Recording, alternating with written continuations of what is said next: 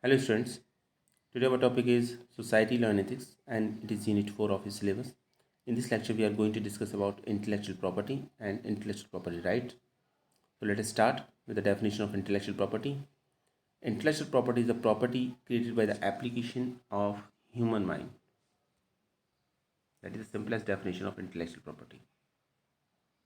Property created by the application of the human mind. Or we can say that intellectual property is a term referring to a number of distinct type of creation of the mind for which property rights are recognized in the corresponding fields of law, and it is used in the field of textile, cosmetic, pharmaceuticals, etc. So now we can say that intellectual property refers to the creation of the mind, means inventions, literacy and the artistic work, and the symbols, names, image, designs used in the commerce. And there are basically two categories. First category include the industrial properties such as the inventions or patents, trademarks, industrial designs, and second is copyright, which basically includes literacy and artistic work. So there are two types of intellectual properties.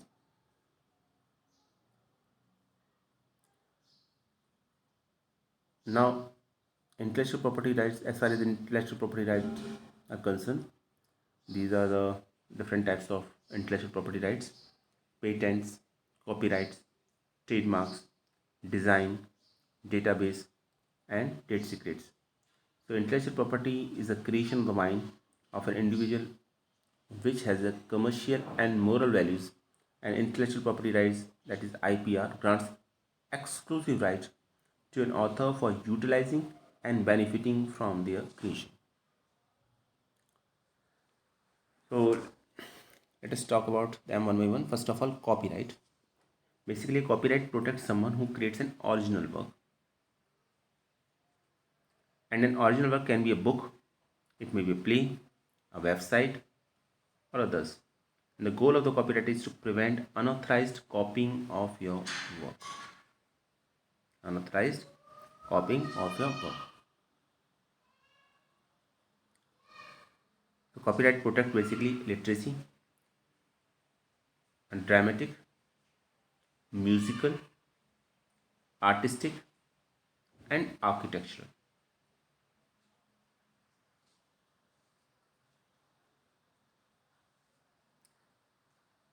So copyright basically protects all these things. I repeat it again: literacy, dramatic, musical, artistic, or architectural. Suppose I compose a music, then if I want to protect it from others and if I want to use it according to my priority, then I just take the copyright of that music composition. And it is similar for similarly it is also implemented the concept of when you just write a book, or you just write a drama here, or any artistic work, you just create a painting or any architectural work. Next is licensing. When a copyright owner gives permission to the particular party to use the copyright work for the specific reason, okay, that is called the licensing. So when a copyright owner gives permission to a particular party to use the copyright work for a specific reason, you can see here that this girl sing a song here, okay, and the song is Oh Yeah. So you can use my song called Oh Yeah.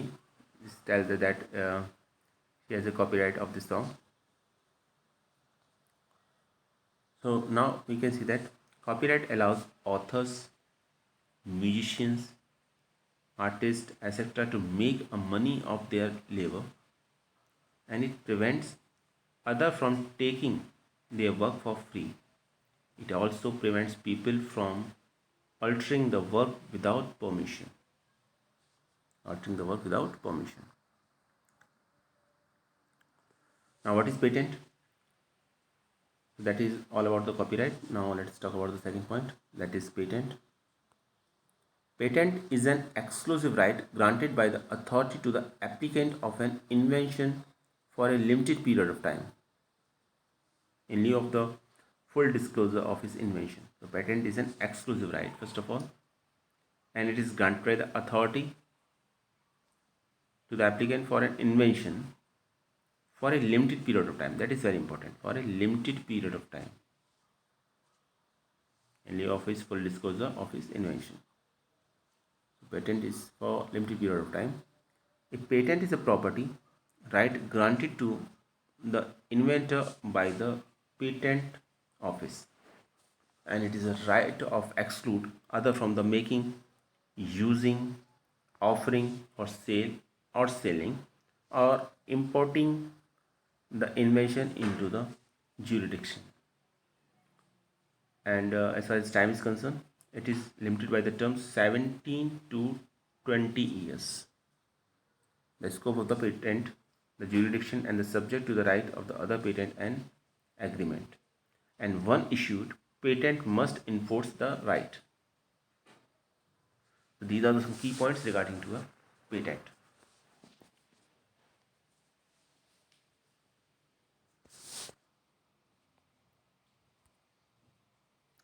Now what is trademark? Third point is trademark. Basically, a trademark is a distinctive sign which identifies the goods and service of one company from those of another.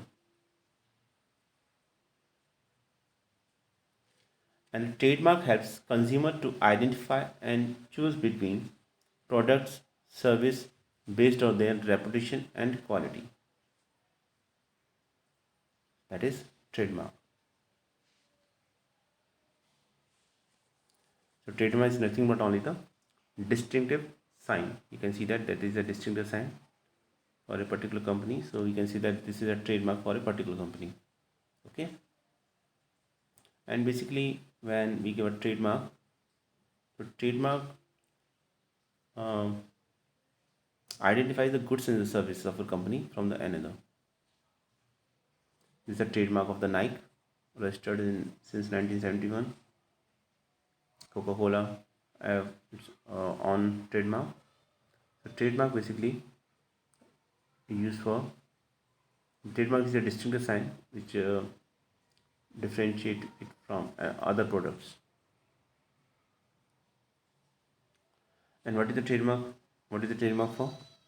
A trademark identifies a company to the customer, first of all.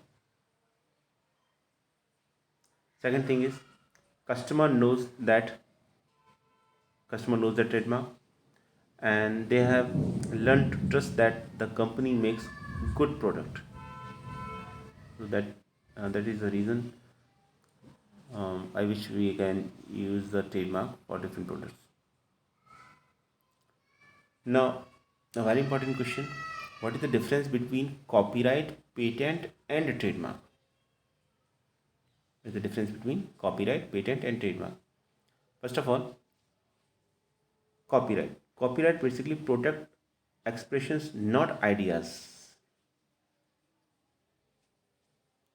while patent protect ideas that have been reduced to practice. And as far as trademark is concerned, it protects goodwill associated with mark. So they protect, all these protect different things. Copyright protect expressions, patent protects ideas, and trademark protect goodwill.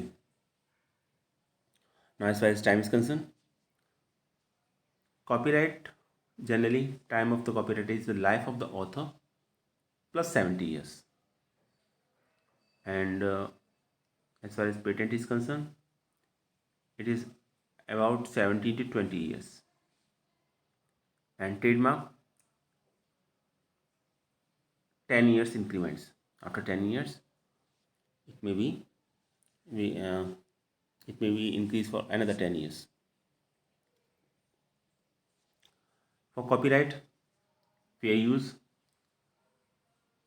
Patent, no fair use, no research exemption. And trademark, again fair use.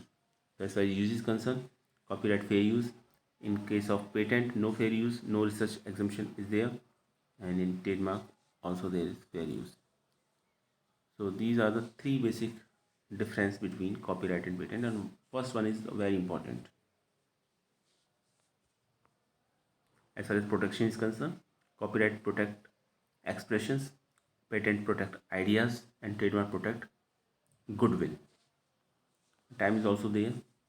For copyright, 70 years plus the life of the author, patent almost 20 years, and trademark for 10 years of increments. Now, if we discuss it in detail, so first of all, the first question that is raised in mind is who it serves in terms of trademark, copyright, and patents. When we talk about the trademark, then answer is brands. In terms of copyright, we can say that authors, and in terms of patent, we can say that inventors. So that is the answer for our question, that who it serves. So trademark serves brands, copyright serves authors, and patent serves inventors. Next, purpose. What is the purpose of the trademark, copyright, and patent? The purpose of the trademark is to distinguish product or service from competitors. Okay, and the purpose of the copyright is to protect original creative and intellectual work. And when we talk about the patent grant exclusive right to exploit an invention.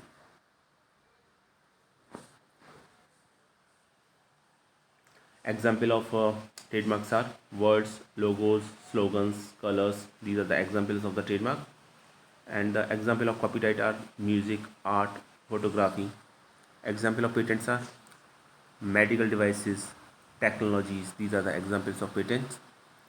Not time. Trademark time is basically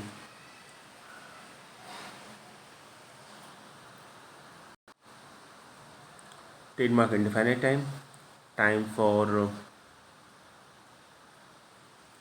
copyright is about 70 to 170 years, and patent is to 15 to 20 years. So almost 20 years for patent.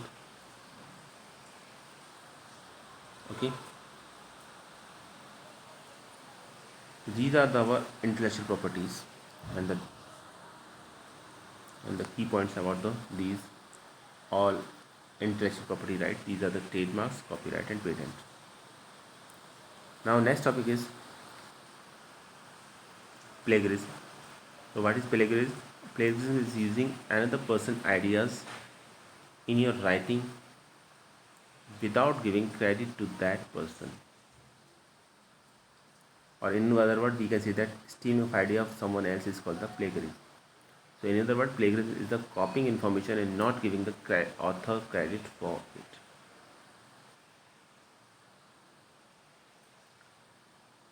So stealing idea of someone else without giving him credit, it is called the plagiarism.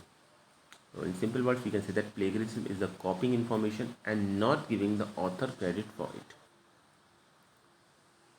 Some key points are also there about plagiarism. Plagiarism is an act of stealing someone else's creativity, ideas, or language, and it is considered to be cheating and a corrupt act. And in advanced countries with high standard of education, plagiarism is considered to be an academic crime.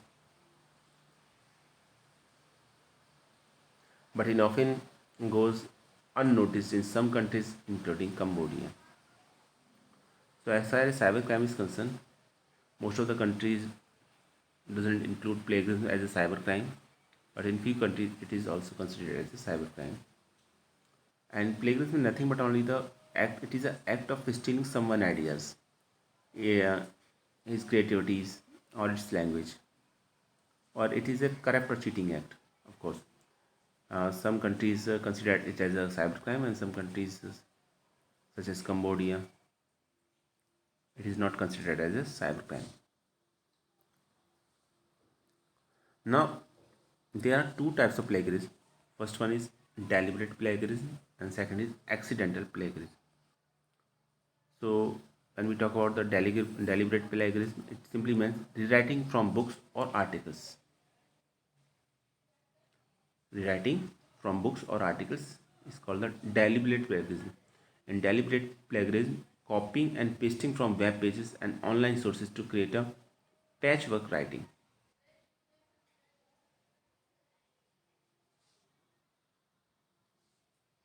And it also includes buying, downloading, and borrowing a paper. While we talk about the plagiarism, while we'll talk about the accidental plagiarism, not knowing when how to cite and not knowing how to paraphrase or summarize, not knowing what common knowledge is, and recycling an old paper, that is accidental plagiarism.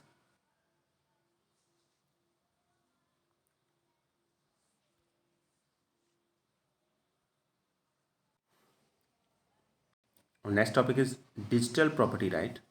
So digital property or digital assets refer to any information about you or created by you that exist in digital form, that exist in digital form, either online or an electronic storage device. Example of digital property includes email account, social media account, shopping account, video sharing account, video gaming account, online storage account, website and blogs that you may manage, and any software or code you may have written and on. These are the digital property rights. Next term is privacy. Privacy is the protection of personal information given online. And in the e-commerce especially, it is related to a company's policy on the use of users' data. Second term is scam. Scam is a term used to describe any fraudulent business or scheme that takes money or other goods from an unsuspected person. A person who does a scam is referred to as a scammer. So we can see that a scam is a term used to describe any fraudulent business or schemes that takes money or other goods from an unsuspecting person. Next is phishing. It is a very important term, and it is considered as a cybercrime. So phishing is the process of collecting your personal information through emails or websites claiming to be legitimate. And this information can include username, passwords, credit card numbers, social security numbers, etc. And oftentimes the email directs you to website, directs to your website where you can update your personal information. And because these sites often look official, they hope you will be tricked into disclosing valuable information that you normally would not reveal. And this oftentimes result in identified theft and financial losses. So it is a cybercrime first of all, and it is a process of collecting your personal information through emails and so or some website that claiming to be legitimate. Generally phishing is done by using emails.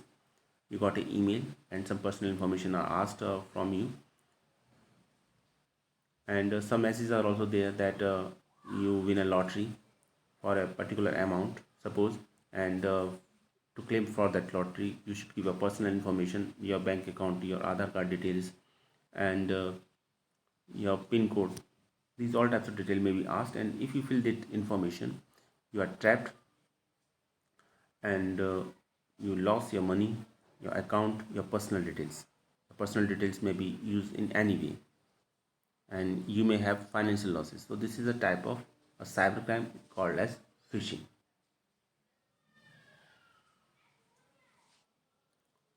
Next is spoofing.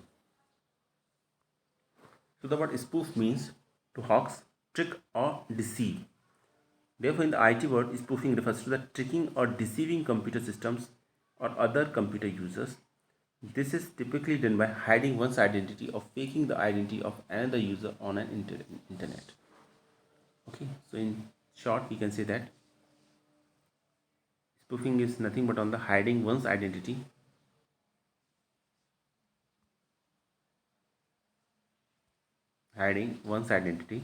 or faking the identity of another user on the internet.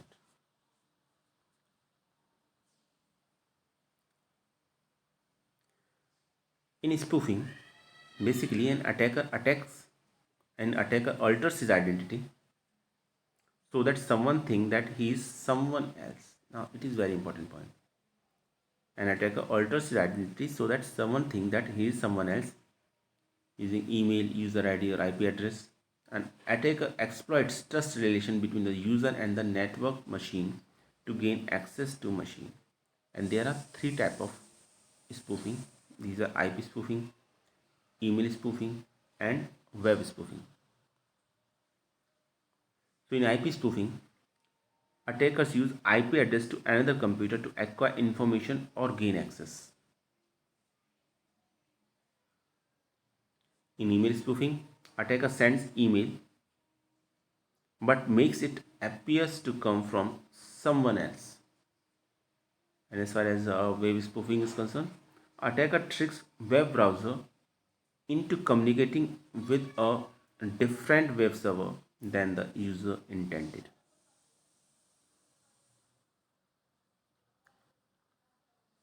Now, email spoofing. Now let's talk about the email spoofing in detail. So, email spoofing, attacker sends message, okay, masquerading as a someone else. What can be the replication? So, types of email spoofing are: create an account with similar email address, okay. Second is modify a mail client, in which attacker can put in any return address he wants to be the mail he sends, and the telnet to port 25. That is, most mail servers use port 25 for SMTP, simple mail transfer protocols, and attacker logs onto this port and compose a message for the user. So these are the three different types of email spoofing. So spoofing, basically user fake email sender names to the message appears to be from a different sources, and you will be trusted. And if you don't know the sender, don't open it. That is the precaution you take. And second is phishing. Now what is phishing? Using trusted institutional names to elect confidential information. Some common schemes look like they are from your bank or from eBay and ask you update your account. Don't do it. The legitimate company already knows your account information, and if you want to update your information, call the number in the phone book, not the number in the email. Okay.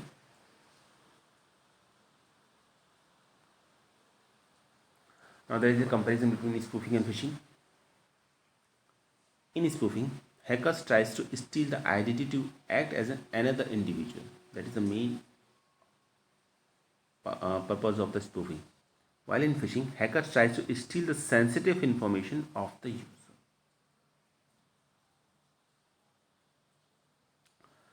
Second, spoofing doesn't require the fraud, while phishing is operated in a fraud manner.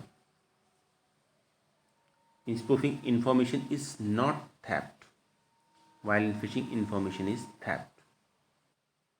In spoofing, hacker tries to steal the identity to act as another individual, while in phishing, hackers tries to steal the sensitive information to the user. Spoofing does not require fraud, while phishing it is operated in a fraud manner. So these are the difference between spoofing and phishing. I think it is clear to all of you. Some points are also there. Spoofing can be a part of the phishing, but phishing cannot be part of the spoofing. So phishing is a big word as compared to the spoofing. spoofing needs to download some malicious software in victim computer, but phishing no such malicious software is needed. Spoofing is basically done to get a new identity, while phishing is done to get a secret information. Types of spoofing are IP spoofing, email spoofing, URL spoofing, etc. And types of phishing are phone phishing, clone phishing, etc. These are the types of the phishing.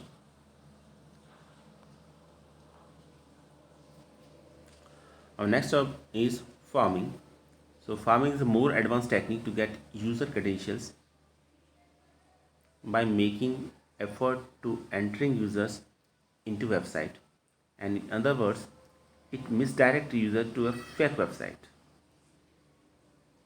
that appears to be the official, and victim give their personal information by fault. In farming, fake website is created first of all, which appears to be official, and users then access the website and request it popped up regarding username and password and other credentials. And that is the architecture of the farming.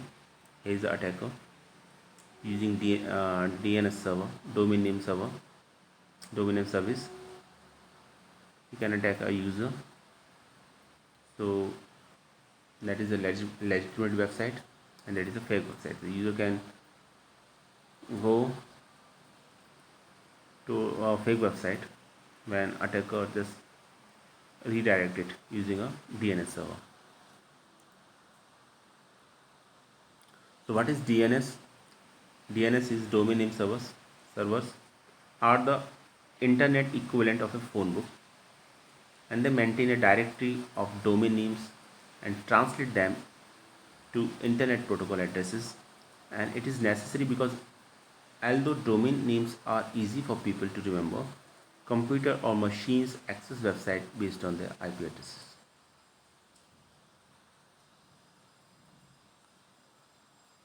And now that is the difference between phishing and the farming. So in the phishing, attacker tries to find the sensitive information of user by the means of the electronic communication illegally. While in the case of the farming, it is more advanced technique to get users credentials by making effort to entering users into the website. Second thing is phishing. It is an attempt to scam people one at a time via an email or instant message, while farming is simply redirects the traffic from one website to a different identical looking website to steal information. Phishing is an electronic mail fraud, while farming is a similar to nature to email phishing. And phishing is a type of fraud in which an attacker tricks the victims into providing personal information by email or messages, while in farming, it is a scam and seeks to obtain personal and private information through domain spoofing. Okay. Phishing is relatively easy to initiate and identify, while farming is more difficult to accomplish and identify. Phishing involves a fraudulent email containing a link to a website or seeking personal details from user, while farming poisons the DNS server, redirecting the users to a different website. And phishing uses mail, while farming using website. So these are the difference between phishing and the farming.